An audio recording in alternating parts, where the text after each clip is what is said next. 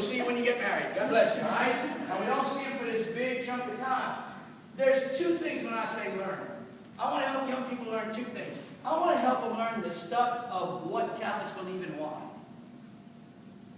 Now, I don't want to beat them up, but I want to show them I'm not an idiot for being Catholic. There's some wonderful heritage and wonderful tradition and wonderful history. And the reason we believe in purgatory, the reason we believe in the infallibility of the Holy Father, or the reason we believe in the sanctity of life, or the reason we have issues with certain things in the church, here's where it comes from. But I'm going to do that age appropriate to where the kid is. I'm not going to go into this big sexual discussion with the third grader. I'll do the basic thing about the sanctity of life, but I'm not going to go into the plumbing of this is this and this is this with the third grader. I'm just not going to do that. I want to learn about my faith. And I want to tell parents it's okay to have questions. And it's okay for your teenager or young person to have questions.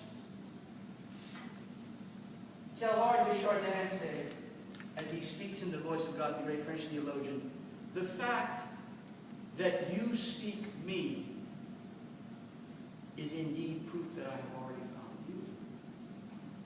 When questions come from the soul, that's God scratching a person to investigate and come closer. Questions are not to be feared. I may not know the answer as a catechist or as a youth ministry person. I will dig though. Because the fact that you're asking that question means you're trying to make connections to the relevance. If this is this, how can this be? So I want them to learn A, about the faith, but B, I want them to learn about what they're good at. And that's another area that you can come in that is so awesome.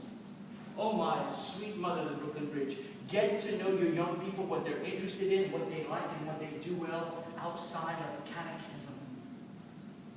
See, because I can say, Megan, you got a pretty voice. Megan, let me hear you sing again. Megan, I love the way you sing. Sing another song for the company. But all of a sudden, one of you yahoos are going to pull out and say, Megan, I just heard you singing during prayer. Have you ever thought about being in the choir? She gets in the choir. Daddy, guess what Mr. Tom said? He said I should be in the choir. And I'm like, what am I, chopped liver? I've been saying this for 15 years.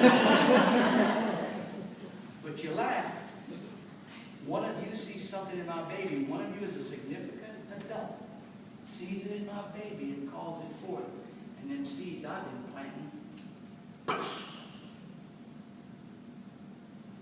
I need to teach them to learn not cocky self-love, healthy self-love, true humility. I think I've been given the gift to do. Sing, art, draw, make friends, listen, humor, whatever it is. Can you and I help parents learn?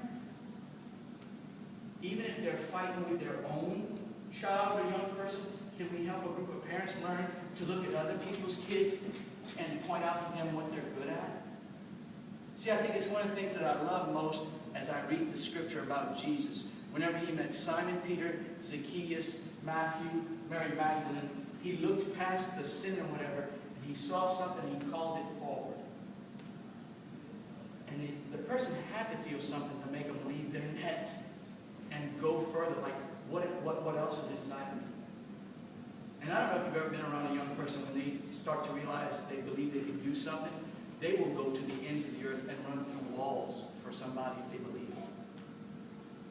Can we be, as catechists, not only worried about, did you come on time, or your parents, are you praying? Can we say, hey, heard you scored the winning goal last week. Congratulations. I was so impressed the way you picked up your baby sister after she fell. I saw you at the game. You're a very compassionate boy. And now we put words and we look them in the eye and we tell them that. So I want people to learn not only both about the Catholic faith, I want young people and adults to learn about their gifts. And you and I are in the gift scavenger department. We have to be gift spotters. While we do the curriculum stuff that they give us to do, I'm not saying don't do that, but if you're just focused on the curriculum, you're missing a whole lot of teachable God stuff right in front of your face. We have to be looking for. We have to be learning what other people in this community are good at so we can call it forward. They all stand.